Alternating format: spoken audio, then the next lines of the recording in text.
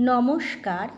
আজ পণ্ডিত ঈশ্বরচন্দ্র বিদ্যাসাগরের প্রয়াণ দিবসে বিশিষ্ট আবৃত্তিকার ও কবি সেলিম দুরানি বিশ্বাসের একটি সময়োপযোগী অনবদ্য কবিতা।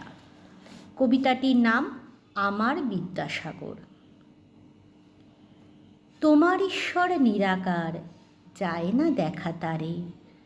আমার ঈশ্বর মানবরূপী, থাকতো যে অনাহারে। তোমার ঈশ্বর তুষ্ট থাকেন সাধন ভজন পূজায়। আমার ঈশ্বর ব্যস্ত থাকে দীন দরিদ্র সেবায়। তোমার ঈশ্বর বন্দী থাকেন চার দেয়ালের মাঝে। আমার ঈশ্বর সদাই থাকে মানব সেবার কাজে। তোমার ঈশ্বর চুপটি থাকেন মহামারীর কালে। আমার ঈশ্বর সবার মাঝেই জ্ঞানের আলো জ্বালে।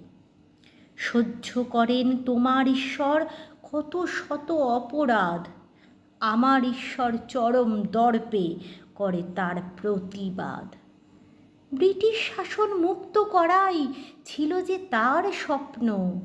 তোমার ঈশ্বর নীরব পাথর, আমার ঈশ্বর রত্ন।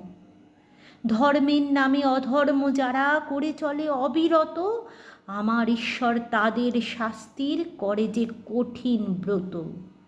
আমার ঈশ্বর বিধবা বিবাহ আইন প্রণয়নে মাতে। নিজ পুত্রকে দিলে যে বিয়ে এক বিধবার সাথে।